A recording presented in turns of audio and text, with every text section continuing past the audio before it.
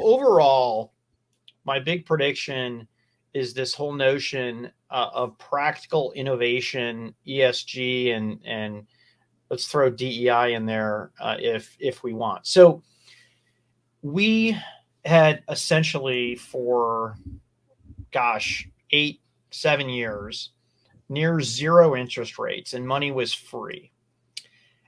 We had the pandemic that hit, which we shut down people's ability to work and create stuff for the most part. If you were in the tangible world, those of us in the non-tangible world, non-factory, we could work from home. And then we poured trillions of dollars we gave away for free. We printed more money. And here we are paying for it, right? We have high interest rates driven by the Fed activity that was in there to lower inflation, that was driven by all the free money that we give out. And heck, I think there were 3 million U.S. workers who just decided, I'm not even going to go back to work.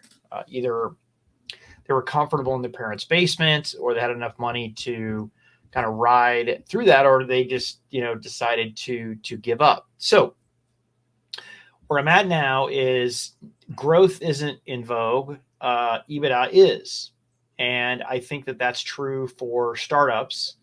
But I also think that that's going to be even more true for bigger companies out there. So I think even the biggest companies, right, the $1 trillion companies, are going to get away from innovation for the sake of growth into practical innovations. You're going to see some projects that are going to get cut. You're already seeing these big companies get rid of it. So practical innovation that has a clear line of sight, probably going to get rid of some of the riskier types of ventures. And I also think, you're sitting there, board of directors, let's bring in some ESG action.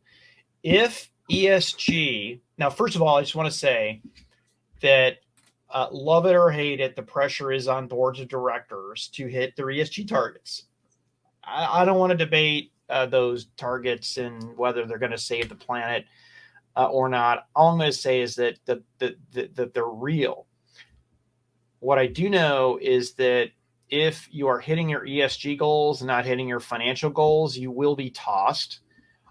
So this practical ESG, I think will come in, and I think we've talked to Dan, and you and I have talked to some, I think, very insightful CEOs like Darius Adamczyk and Arvind Krishna, that quite frankly supply a lot of the companies in manufacturing and warehousing. And I think that this notion of ESG for ESG's sake is not going to be in vogue next year, but good for the environment, good for the business, I think is going to work. So that's where I think we are moving. And by the way, I hope we're going to see some big breakthroughs in fusion energy. That would be amazing. Mini nukes. That would be great. Yeah, maybe a little CRISPR in the process. So we're gonna do a bonus Twitter section at the end here, but I want to finish with a more non-controversial 2023 prediction. And by the way, I liked yours a lot because I've been using the words economical or practical ESG for some time, so I couldn't agree with you more, Pat. Did I just lift? Did I just steal your? And not give you credit? No. You know me. You know how it works, though. I come up with quips that have no solid backing, and you actually give all the backing, and then we come out of meetings, and I get all the credit because I gave the one-liner. By the way, for the record, there was a call we were on in the last week of the year where did you hit the quip home run? Did you hit the quip I got the home run. All right. Better together, buddy. We know this. I know, I do. So I call it's the year of #better together. It's the year of iteration over innovation, or iteration of innovation.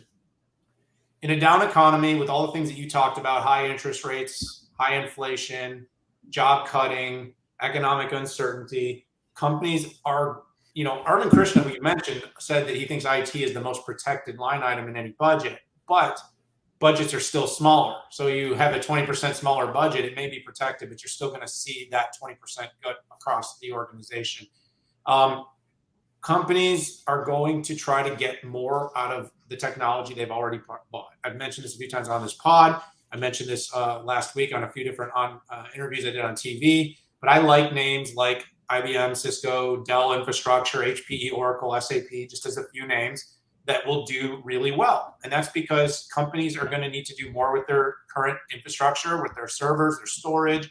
They're going to need to do more with their data. They're going to want to do more with their existing software deployments. They're going to want to do more to secure their environments. And these kind of core IT companies, they were less cool. They didn't go up a ton. They never saw their PE ratios swell up to 60 or 100 or 200. Most of them saw very conservative growth, but you saw IBM reach an all-time high late in this year, 52-week high. I'm not sure if it was all-time. 52-week high. We've seen companies like Cisco, Dell's infrastructure has done really well. HPE's GreenLake keeps growing. We saw, you mentioned Oracle's solid growth and SAP's cloud growth. This is because companies are going to be like, well, we were going to lift and shift. We were going to make a big strategic move, but we're going to wait a year. We're going to wait 2. And that means double for these companies because 1, it means the budget shifts from whatever that new project was back to them. And 2, it gives these companies more years to stay sticky and to keep those customers in the longer term as they continue to innovate on the technologies they have, even as new and exciting data and cloud providers come into the fray. So I think in 23, until we see some really clear signs that we're going to return to growth, we're going to return to near or very low interest rates, and you're going to start to see that slingshot for those kinds of companies. It's going to be these solid day in, day out companies that are going to do really well